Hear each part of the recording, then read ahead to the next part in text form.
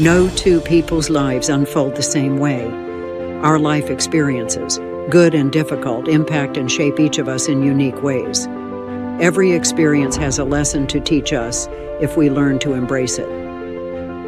By exploring their personal challenges, the chapter contributors to Good to the Last Drop have found ways to help and guide others through their experiences. Every human must learn to live with grief or loss. It happens to us all. Good to the Last Drop could be the book you never knew you needed to read, just when you needed to read it most. Explore ways to find personal meaning and your way forward through life's many challenges and experiences as you explore Good to the Last Drop. Now, available on Amazon. Get your copy today.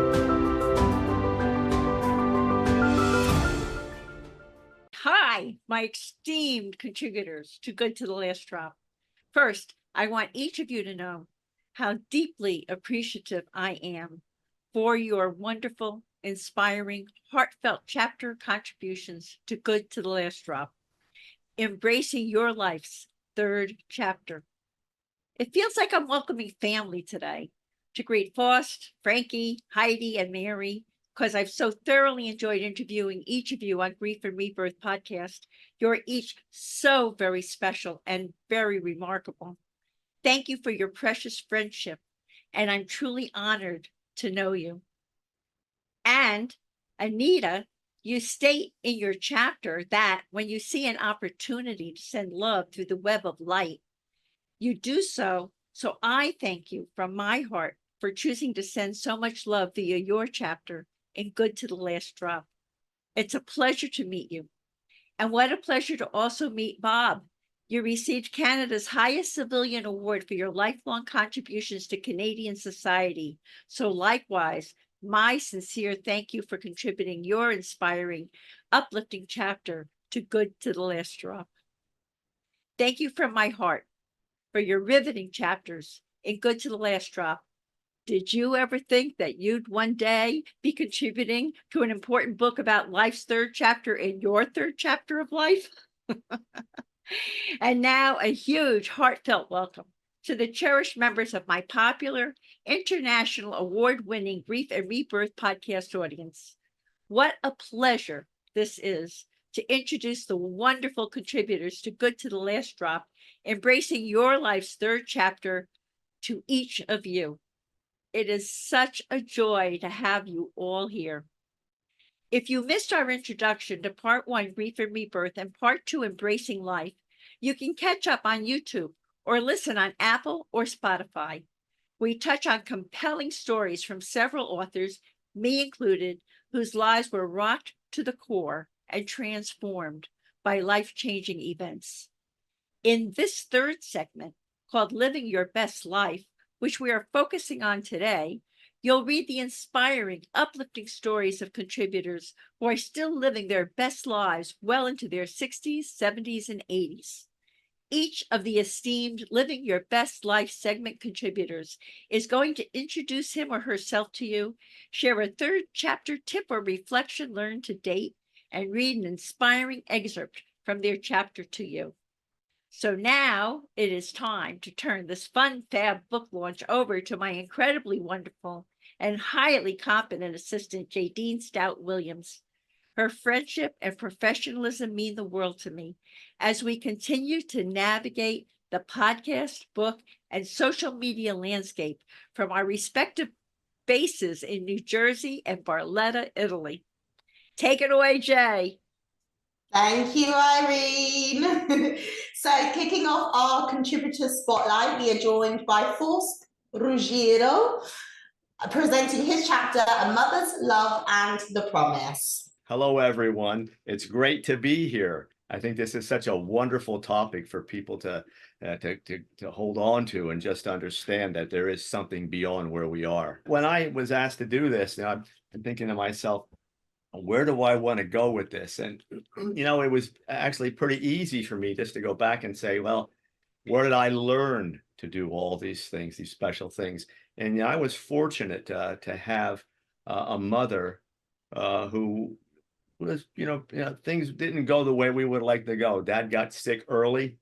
passed away early, so she had to go back to work and handle some things that most moms don't have to do with 4 kids and keep a house going and keep 4 kids up. And we were in private schools, and kept it all going. So I learned a lot from her. When she passed, that's interesting. The learning didn't stop when she was alive. The learning kept on going. If you're willing to carry that person with you, all that strength comes along with you also. So I was able to carry that along, and I still do that today. Every now and then you don't realize that you're doing something, and there's that little connection that comes through, that little piece of strength that you're able to hold on to. So, and interestingly, here we are on the 4th of June, and on May 31st, just 5 days ago, my mother would have turned 100. So it's was kind of a very nice day. It was a nice day here outside. Sometimes the weather's not so great, but it was a beautiful day, and we actually were doing some planting. So she got a couple trees planted for her. You keep on doing those things. You keep the connection going, and you continue connecting to that energy that never goes unless we decide to cut the tie. I haven't done that. I'm going to read a little excerpt from the article I wrote for Irene, and this again is about my mother. The article I wrote is called "A Mother's Love and the Promise." There is no force in the human experience more potent than a mother's love for her children. It is a warm world of brilliant light that wraps itself around everything and everyone it touched. I experienced that love as a young boy and throughout my 35 years with our mother, an exceptionally intelligent person. She was an executive secretary and for 5 years was an administrative assistant at the Pentagon here in the United States. She was insightful and always compassionate. She was a strong woman, and when our father suffered a serious stroke and at the age of 42, she was without a companion. She went back to work while raising 4 children. In the summer of 1984, she was diagnosed with liver cancer. The surgeons felt they removed the entire tumor. Unfortunately, the cancer resurfaced a few years later, and in the fall of 1989, she passed with all 4 children by her bedside. All too often, the lessons we learn from those who are significant in our lives are not understood until those people are taken from us. Ours was never a family that expressed much outward emotion, though the love, commitment, and dedication to each other was always there. My mother and I enjoyed a special bond. Though she was trained in the business world, she could have easily been the counselor I became. My father was a loving man, but not emotionally expressive, so our family was loving, but really not demonstrative. My mother was coming to the last year of her life, and I thought the best gift I could give her was to become that person who would be demonstratively loving, not only on an emotional level, but also on a verbal level. So in the summer of 1988, as I opened my private practice, I made a commitment to myself and her legacy that would live through me, and that I would become the loving person who was willing to extend myself beyond my own personal limitations and wrap the love she taught me around myself and everyone I touched. In this life, it's often the ashes that give way to the internal renaissance, to the rebirth of a person that creates a new life and a new life path, possessing the potential to change the world. It didn't take long for me to realize why my mother was still alive, that I was still living through her. By that, I mean I was following her lead, but never established my own. I think very often it's the void that instigates the creation of that new life path. My mother's death created a new life path for me.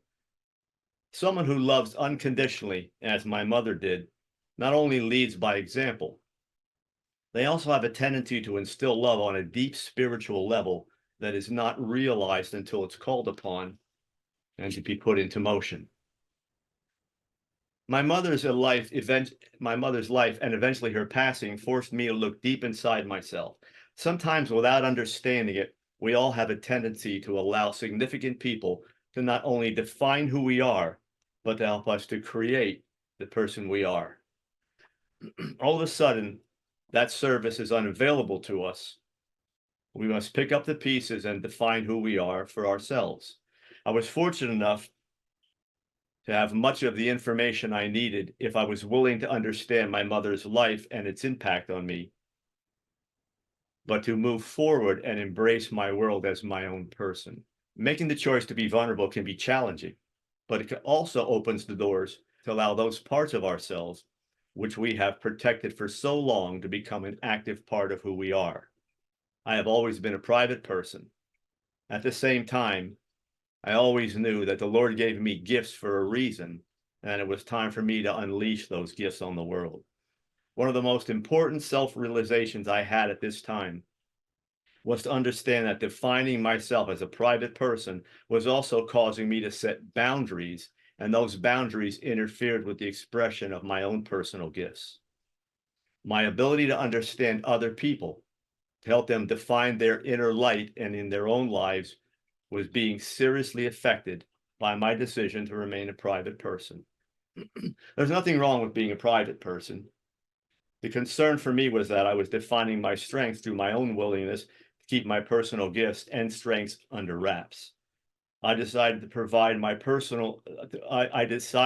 unwrap my personal strengths and the gifts I was tucking away throughout my life. My first decision was to define those strengths inside myself, the ones I was protecting for so long.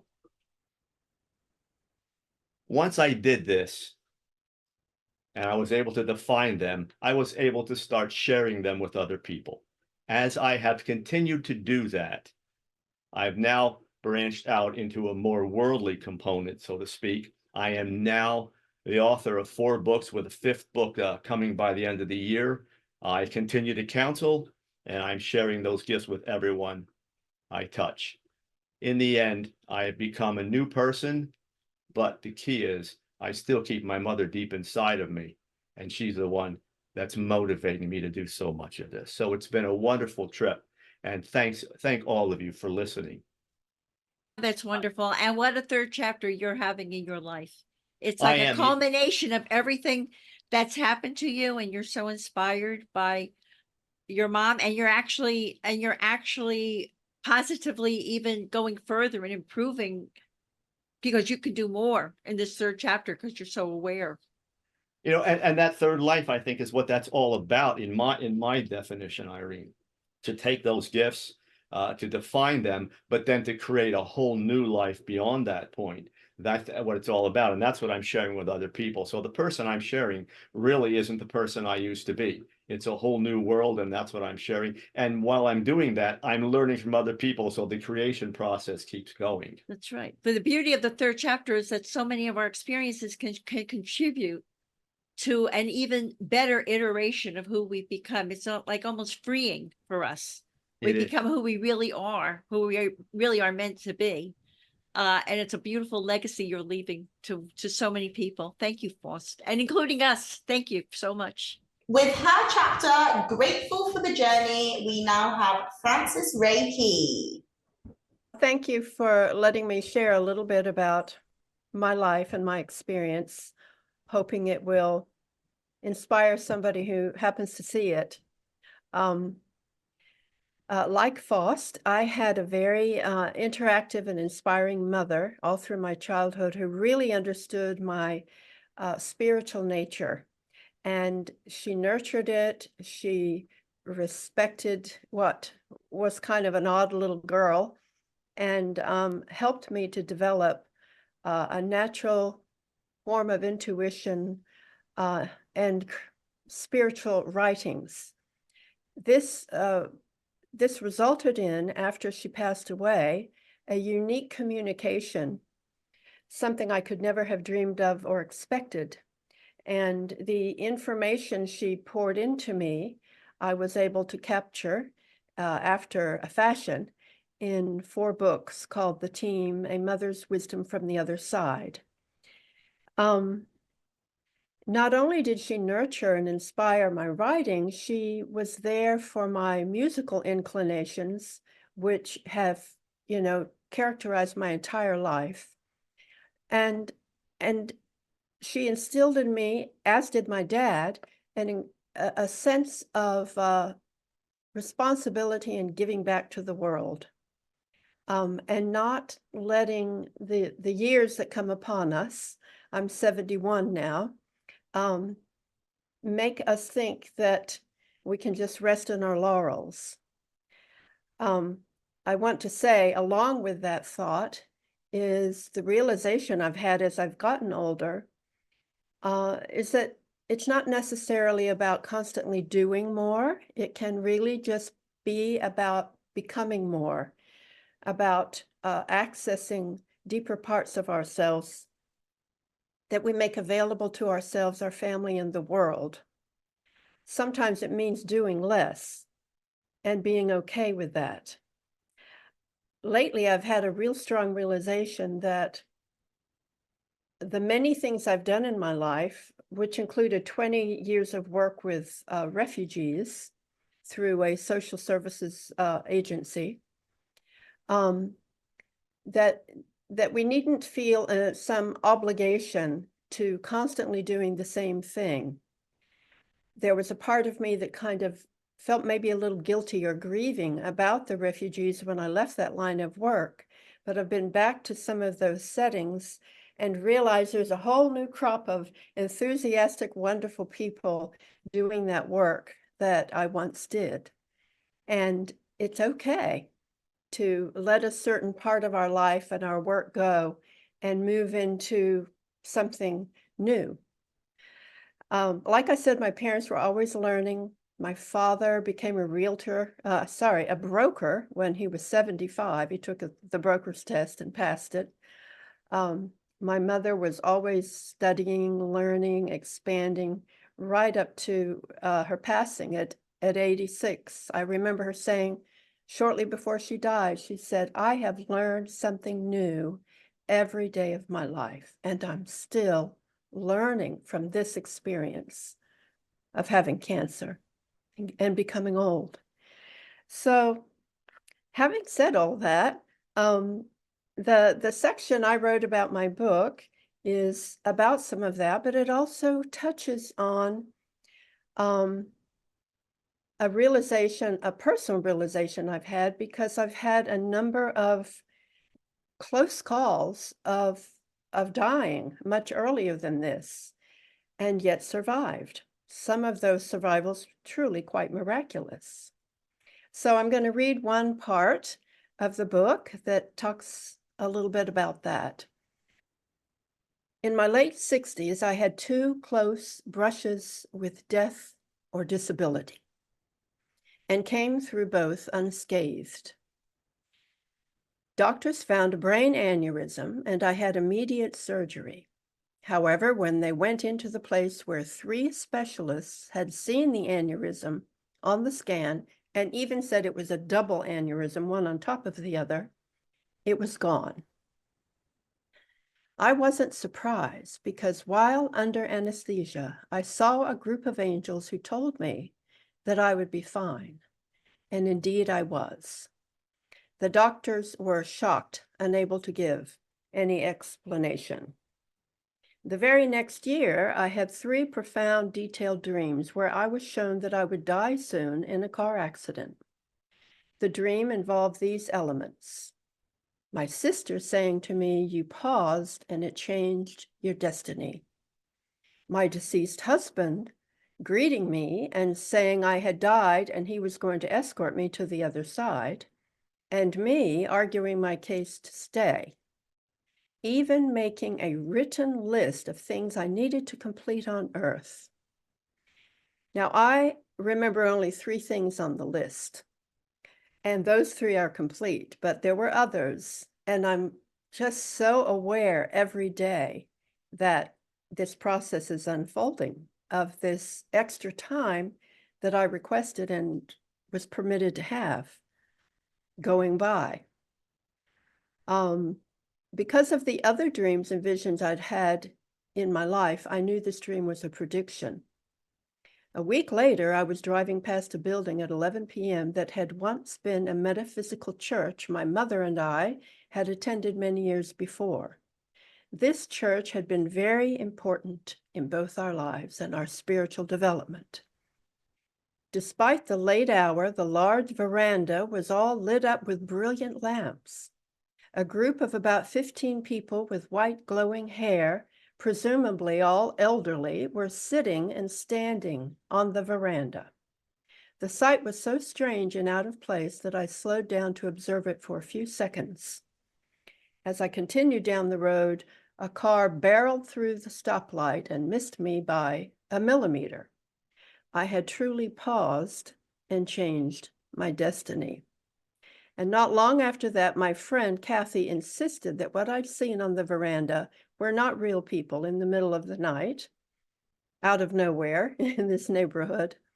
They were angels. So we went back to the house, we knocked on the doors, we investigated. We ended up speaking to a neurosurgeon from the Mayo Clinic who lived there. And absolutely, there was no party, there was no gathering, there were no people on that veranda on that particular day. And he even said himself that he had tried to convince other doctors at the clinic that there was a consciousness beyond the human brain. And he allowed me to use his name and picture in my book, one of my other books, which is called In the Company of Souls, which describes a number of different experiences I and many other people have had. So I am always conscious that I have this gift of life. Sometimes it's incredibly painful to live this life because I suffer for people I love and people around me. Two of my dear friends, just 2 weeks ago, on the very same day, their children died. One who was an adult and had a heart attack, and one who was a teenager. And I can't tell you how painful that has been, even with all my awareness of the other side, because I can feel what they're feeling. But I also know there are hidden gifts in the heart of grief that we can access, and we do access. So I thank you for the opportunity to chat a bit about my books and this book, which is a wonderful, beautiful idea, Irene. I think you've done something really great in offering it to people. Thank you so much, Frankie. And I'm really glad you've been spared to make it through to help so many people as they enter their third chapters. You're a wonderful role model for Thank you. continuing to go on and to be inspired and have a mission. It's wonderful. Thank you so, so much for being a part of this. You're welcome. Thank you. We would now like to invite Anita Albright to present her chapter, My Path to Joy. I'm so excited to be here, and it's sort of miraculous that I am here because I never thought I'd be here. Anyway, I'm a 73-year-old grandmother of 9 children and 4 of my own children. And I've been married 53 years, and I was a teacher for 32 years. And I've always been on a spiritual path. You know, I was raised Catholic, and along the way, when I realized, probably about the time I was 7, that when they were telling us about devils, that I realized that God was love, and I was on a different trajectory. And from then on, that's where I was. And I said to myself, if I ever found the group that, this is when I was like in my 20s, if I ever followed the group that lived the way Jesus spoke of, not the religion, I would follow it. Anyway, my husband and I moved from Maryland to Durango, Colorado in 1979, and I was 29 and was pregnant. And when I started the whole thing of spiritual awakening happening, I think. And so I was on that path of awareness of spirit and following spirit and taking individual responsibility. and not blaming other people. And that was it. And so at 1979, I moved there and I was pregnant and I had my daughter Bonnie. And so my story or my chapter is about, in 1966, my daughter passed away in a car accident, and it was an accident, and she left 2 children. And I don't even get into that part of the story, but I woke up and I raised her with the awareness of who she was, her divine self. And she lived that, and that's who she was in everything. And she had a very special connection with Mother Earth, and she could do anything a man could do and better, yet she was feminine and beautiful and radiant. And anyway, she died. Well, she left in this car accident, and I was leveled, and I tell you about that. I was leveled, and I everything I had learned before was not working for me. I mean, I believed in spirit, I believed in all these things, and I knew them, but this was deeper than anything that I could ever imagine. And I had to bring myself back. And so the way I found to bring myself back was to connect with Bonnie's spirit. And my husband got this message that he got this message that he wasn't going to do death like everybody else does death, that there is no death. And I was like, okay, I can do that too.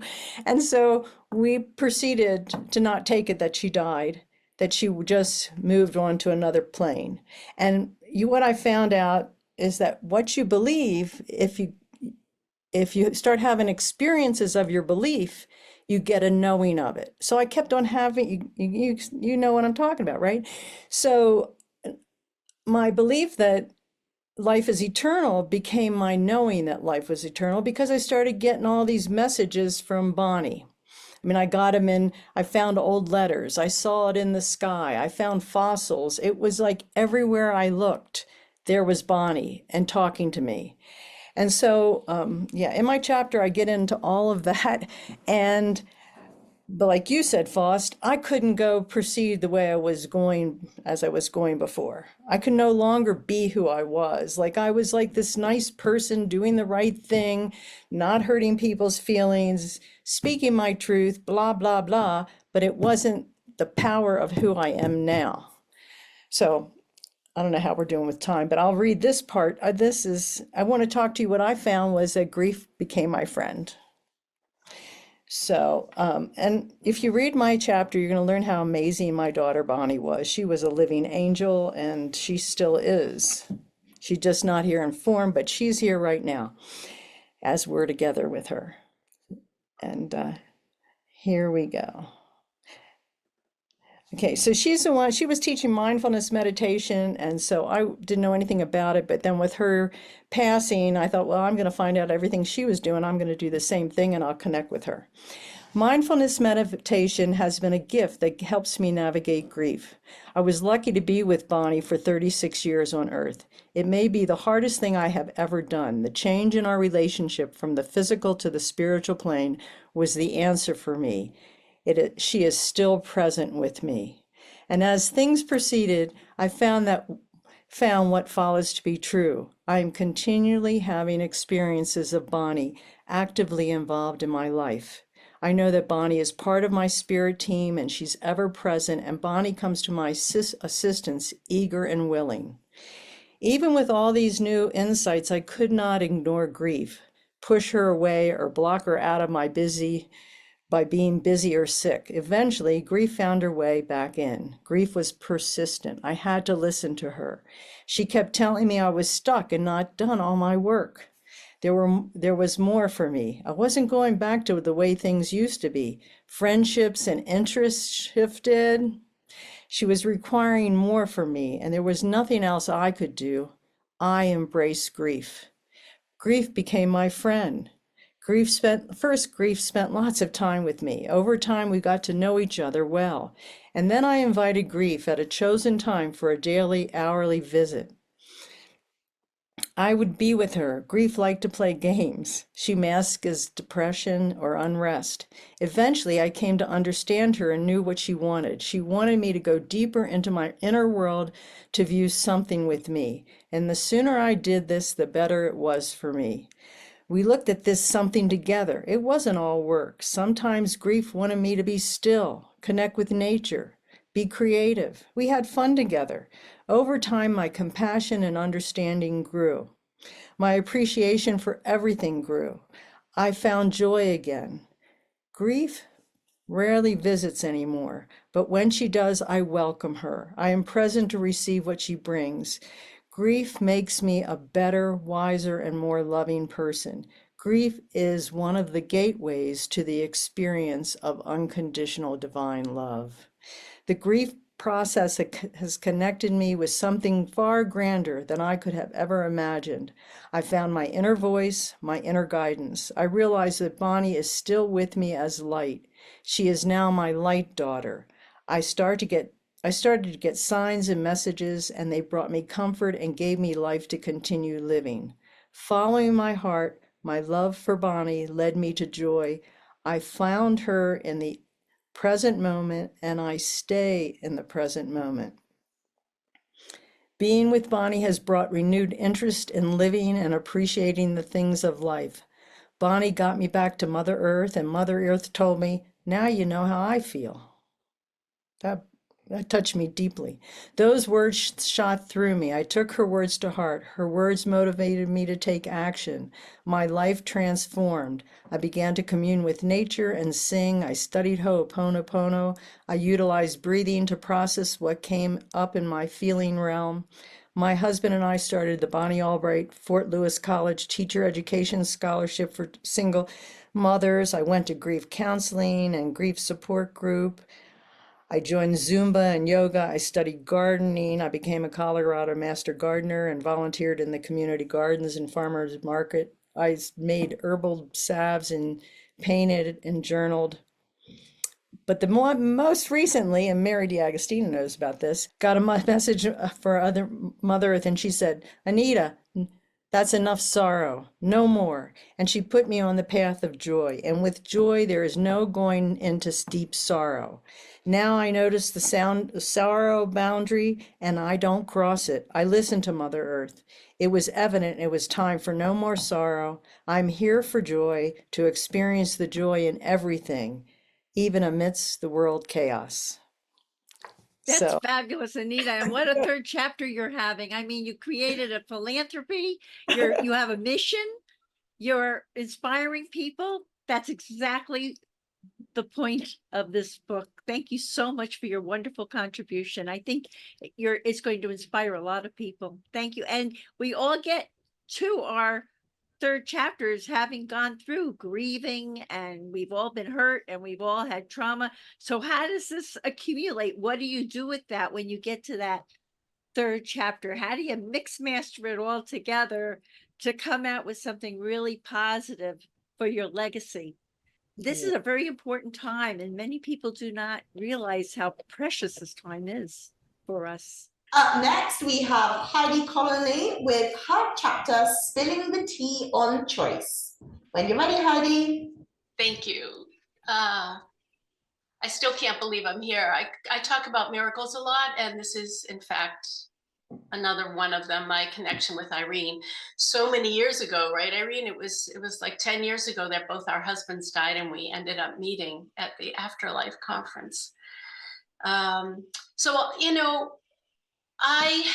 although I can really say confidently now that I'm an author, I'm a book shepherd, I'm an intuitive medium, I'm a musician, it really hasn't always been that way. Unlike some of you, the way I was seen as weak, and labels have always been difficult, especially if it meant to admitting to and committing to my own expertise.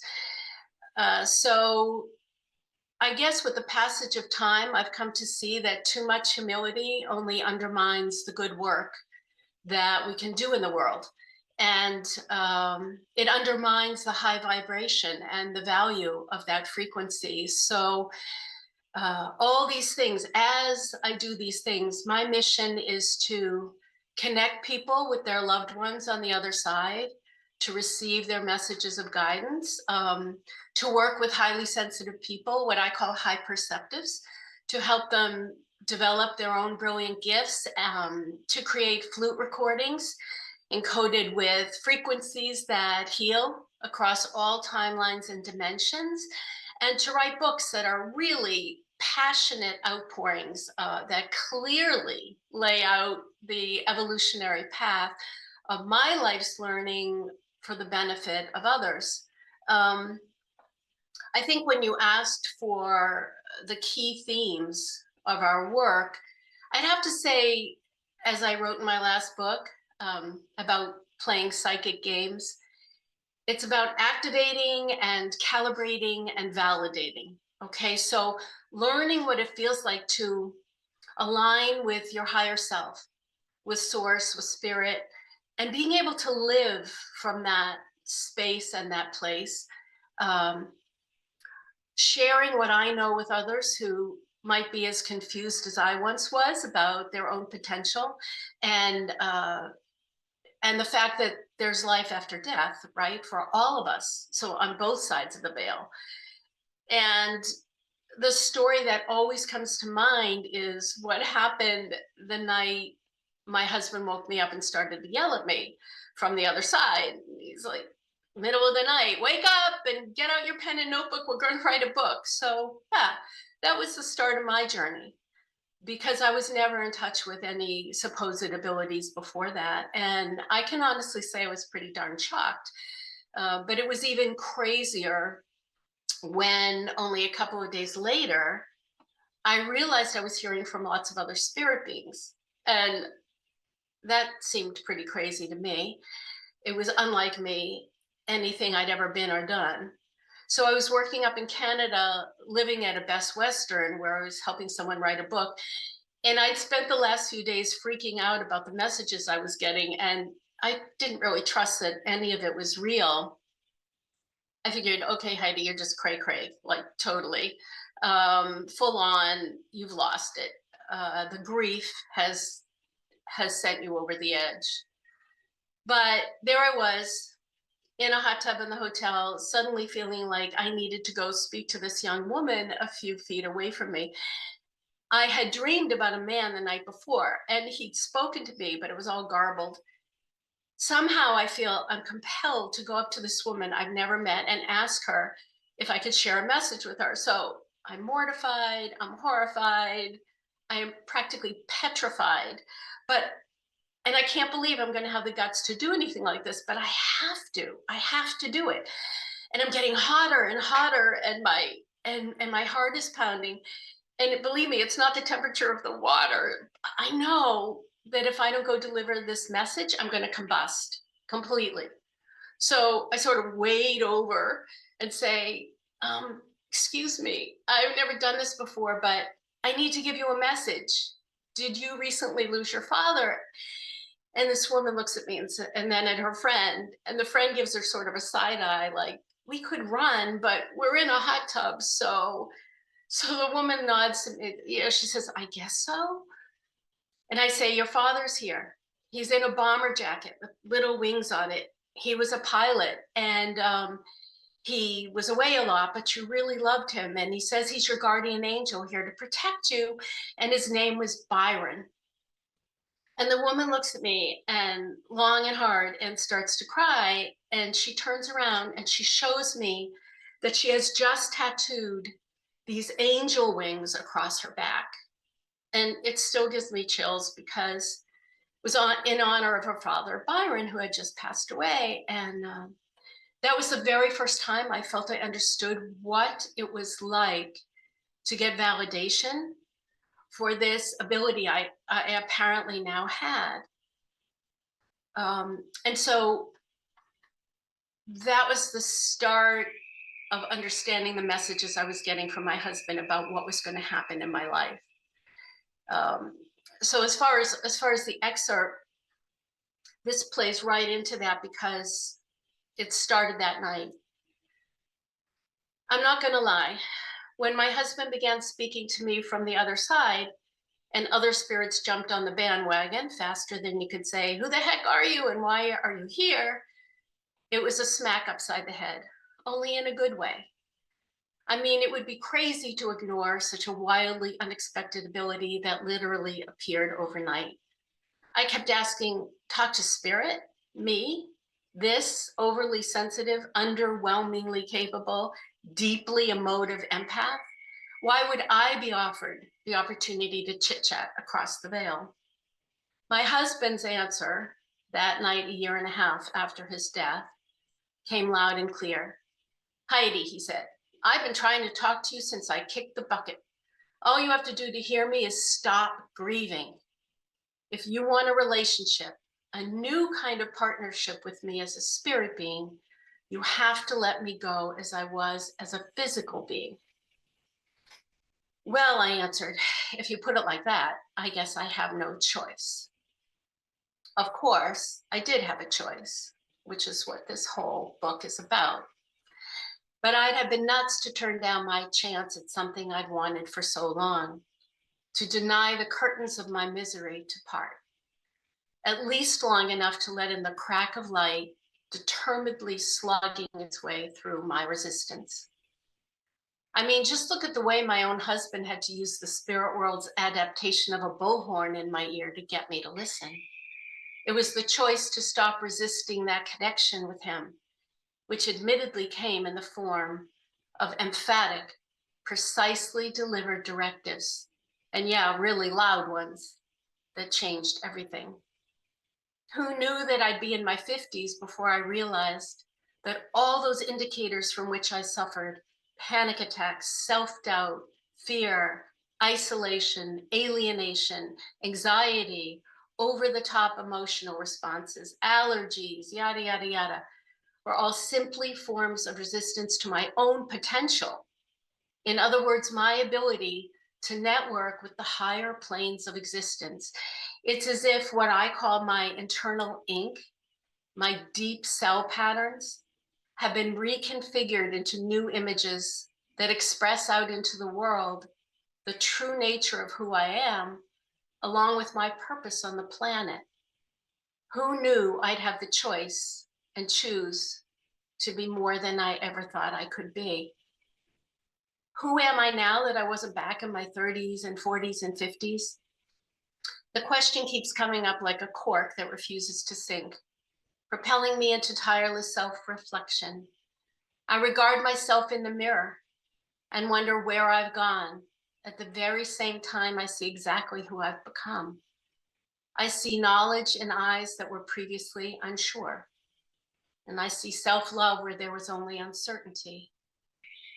And I see acceptance of and trust for each decision I make in the here and now. That is wonderful. Thank you, Irene. That is so wonderful. You know, your husband really launched your third chapter for you. He absolutely launched your third chapter, and now you've built on everything, and this is your legacy. You're helping so many people with it. Yeah, I think that's true. I mean, I really had no expectation that any of it, of course, would come about like this. And I think the biggest lesson I've learned from him, that we're all vacationing angels, as you know, spirit in human form, but that all the things I thought were wrong about myself that needed fixing are actually the very aspects that provide empowerment and sovereignty and connection. And while we may not be able to change the world on a global scale, we are all perfectly capable and called as vacationing angels, right? To shine our light, like you said at the beginning, into the corners where it's the most needed and where it can do the most good. So I am so grateful for the opportunity, for the blessings, and for the connections. I talk about you every day. I adore you again, and thank you. Thank you so much. Thank you, Heidi. I think your light is shining very brightly these days, and what a beautiful, and thank you for shining your light into this book.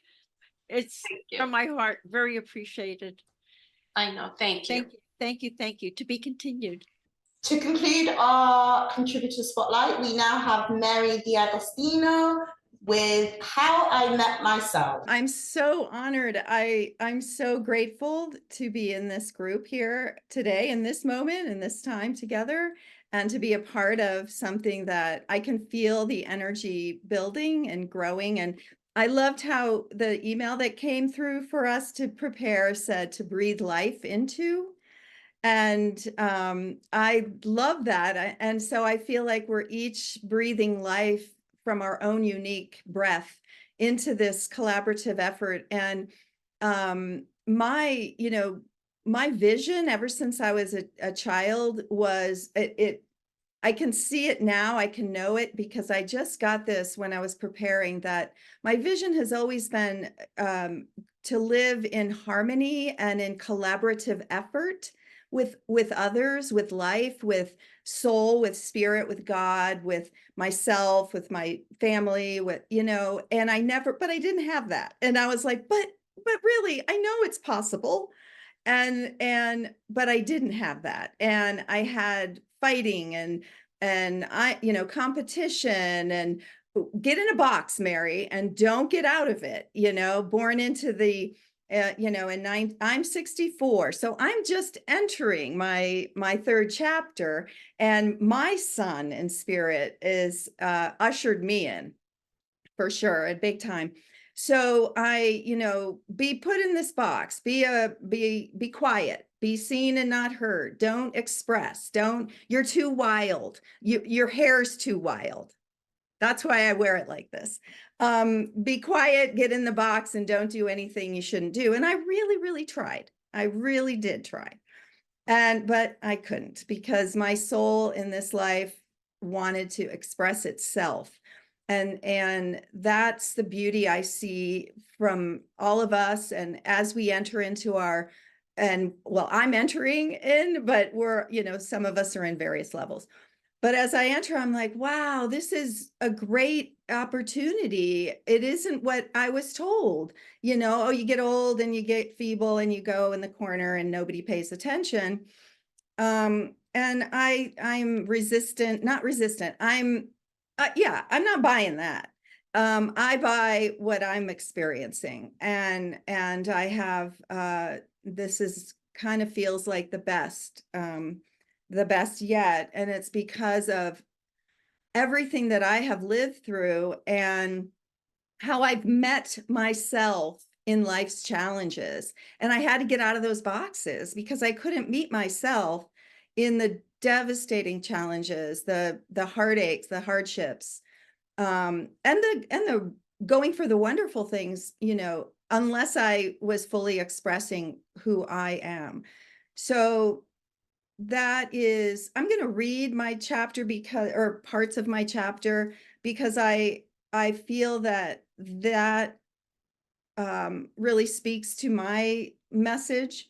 How I met myself, being brought up the way I was, it was like, what are you talking about? You are second, you're over there. You just have to do what you're told. And I, again, was not buying that. Like Anita, I was about 8 in Catholic school, and I said, God is not that mean man in the sky. I don't know, but I know God is not that. So onwards. All right, so I'm going to read a bit, and I'm going to start here. Divorcing the second husband when I was well into my second chapter allowed for a new surge of creative energy to be released. And I built a healthy and loving environment for me and my children. Encouragement, compassion, patience, and support were staples. Hard truths could be faced with loving kindness rather than denied. Challenges were ongoing, yet I could meet them in my wholeness instead of my brokenness. I met myself and I discovered my way forward. Perhaps that is how I gathered the courage to face the greatest challenge of my life, the death of my youngest son. He was a mere 24 years of age when he was killed instantly in a single car collision. in 2017. Unexpected, sudden, and tragic. He was a true light, still is, a kind young man with a heart of gold. How could I meet myself in this? I would need the greatest medicines of all to put my shattered heart back together. Medicine for the body and for the mind and for the soul. I promised myself and my children that we would figure out how to grieve and live on after the unspeakable loss. I didn't know how, but I would meet myself in the unspeakable loss. So I first met myself with a daily question. What do I need? I was trained to first ask of others, what do you need? And tending to others does give me satisfaction, yet I could not lift a finger to tend if I tried. So I met myself with simple needs. Rest, food, sunshine, that was enough. I met myself by creating and maintaining my home as a nest, a nurturing, healing environment that sat high in a fir tree, figuratively. I wrapped my body in warm, soft blankets, inviting in angels to comfort me. I met myself with compassion, a true elixir that eases the pain of life's greatest challenges. And compassion is an art to be practiced and a muscle to build. Fierce compassion guided me to care for myself slowly and with the truth that you can't ever rush the healing.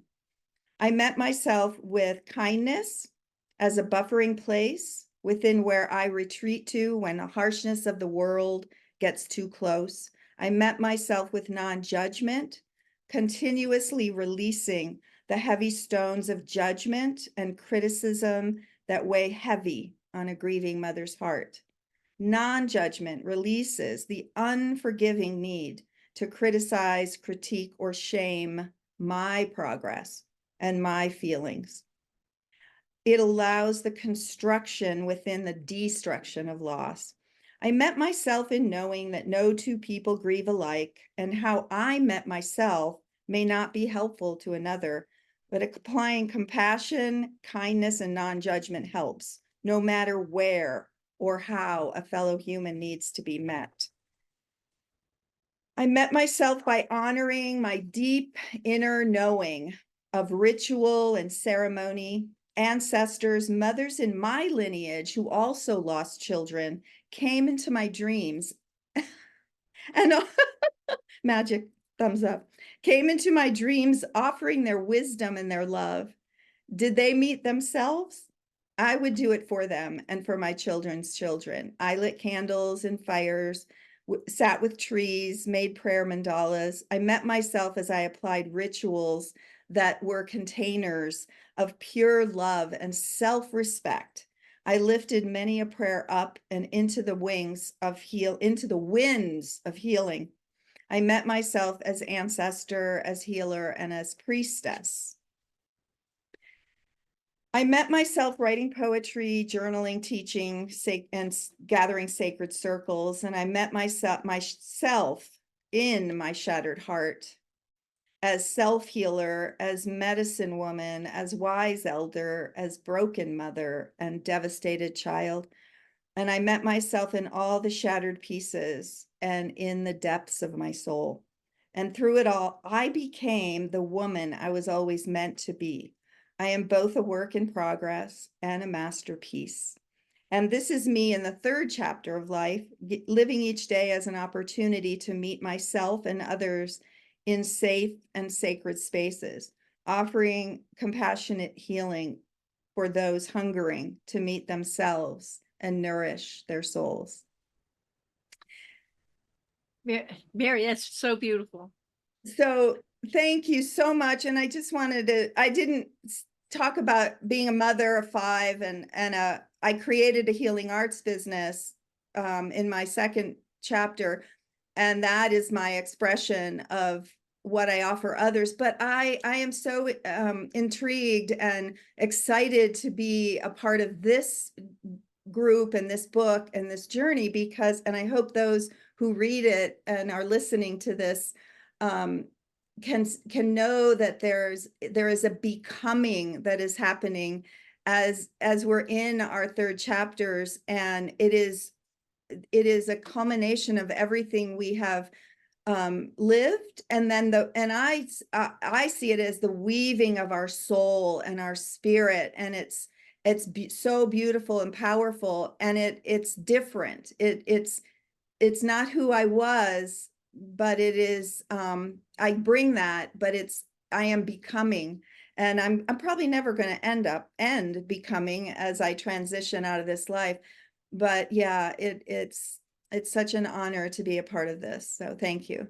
Thank you, Mary. You know what I love so much that you talk about is about how you've learned so much compassion and kindness for yourself. And I think as many of us go into our third chapters, we suddenly stop, or we choose to stop judging ourselves, which is something that we do a lot in our earlier chapters.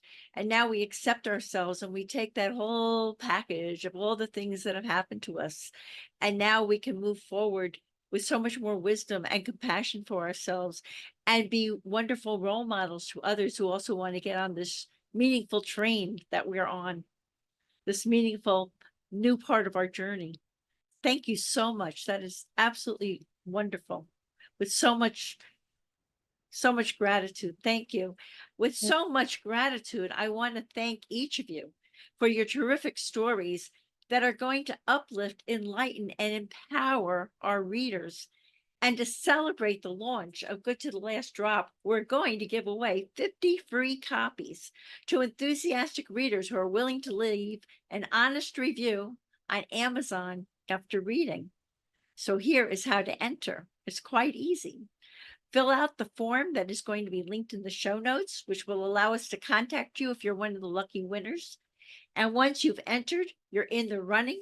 We'll select 50 entries as the winners, so don't wait. If you're selected, we'll ship you a free copy of Good to the Last Drop straight to you.